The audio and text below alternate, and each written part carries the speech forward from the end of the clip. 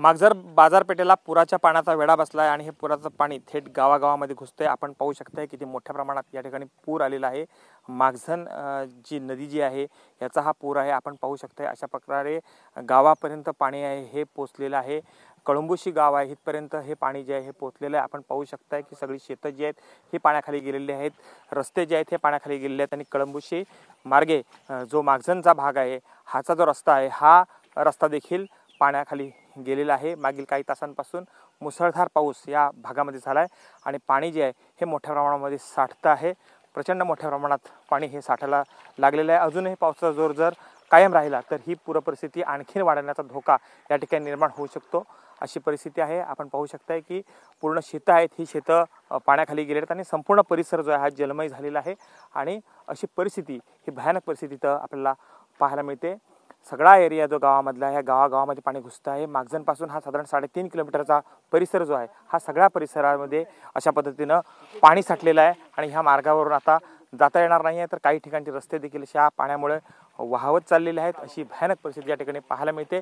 पर्जन्यमान असं चालू राहिलं तर मात्र या ठिकाणी पूर परिस्थिती निर्माण होऊ शकते, अशी गंभीर समस्या या ठिकाणी निर्माण झालेली आहे। आपल्यासोबत स्थानिक लोक आहेत, मी अशी बातचीत करायचा प्रयत्न करतोय। कुठला रोड आहे हा, किती पाणी आलंय आणि कधीपासून हे पाणी आलेलं आहे? हे पाणी जवळजवळ एक 2-3 तास झालेत आणि दरवर्षीचाच प्रॉब्लेम आहे आता। आता ह्या मार्गे गाव कुठलं लागतं? आणि कळंबुशी, त्या पुढे कासं, त्याच्या पुढे मागझनला जायला रोड आहे आणि तिकडून ब्रुंबाड वगैरे असंच तिकडून आरवलीला जाईल। आता ह्या मार्गे जाता येऊ शकतं का? काय नाही येऊ शकत, नाही येऊ शकत, गाडी घेऊन जाऊ नाही शकत।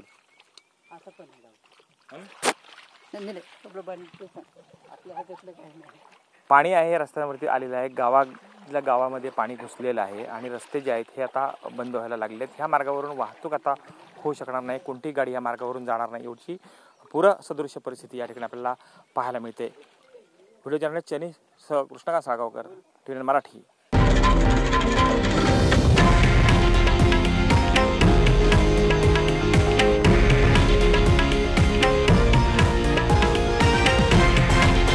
हे आहे देशातील नंबर 1 न्यूज नेटवर्क आणि आपण पाहत आहात TV9 मराठी, एकमेव।